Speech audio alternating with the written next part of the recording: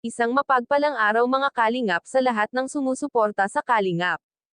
Nandito naman po tayo para magbigay ng update sa tatlong magkakapatid kung ano na ba ang kanilang kalagayan ngayon. Pero bago po ang lahat, huwag kalimutan na suportahan ang ama ng Kalingap na si Val Santos Matubang at Kalingap para mas marami pa silang matulungan na kagaya nitong tatlong magkakapatid na tinutulungan ni Kalingap Rab. Pakiusap po mga ka-viewers, kung maari wag po natin skip ang ads para dagdag tulong na rin po sa amin yan. Paunawa, kung maari lamang po ay patapusin muna ang videong ito bago kayo magkomento at nang malaman ang nilalaman nito mga ka-viewers. Sa aming pagpunta sa magkakapatid, natuwa kami sa kanila kasi nakikita po namin na magpagbabago sa kanila. At nagpapasalamat rin kami kay nanay kasi sinusunod niya po ang aming advice sa kanya. Na kung pwede hanggat wala kami ay kausapin niya itong magkakapatid kung ano ang dapat gawin kapag may ibang tao silang kaharap. So masaya kami talaga kami kasi alam namin na tinuturuan ni nanay ang kanyang mga anak at sabi nga ni Rab siya ang una at siya ang dapat magdisiplina sa mga anak niya kasi siya ang nanay mga kalingap. Kami pwede namin sila kausapin kagaya na lang ng ginawa ni Dr. Love sa kanila.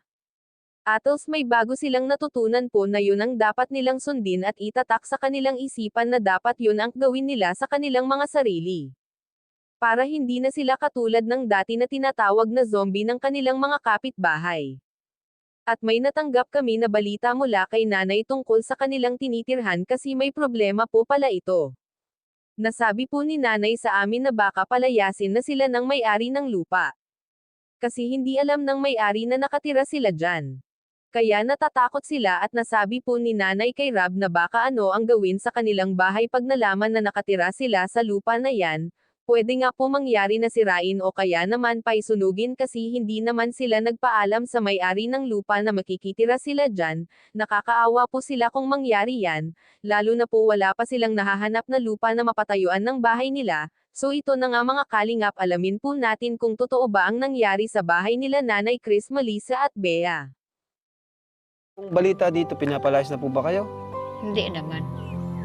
Kasi sabi ng may-ari, baka daw kung bisitahin, alisin kami. Yun lang, ano? Kasi hindi alam na tumira kami dito. Ah, hindi nila alam. Nagpatira sa amin dito si Ate Ami, yung nag-aalaga nito. Yun pala, pero salamat pa rin sa kanya, ano? Pinatira kayo dito, ano, Nay?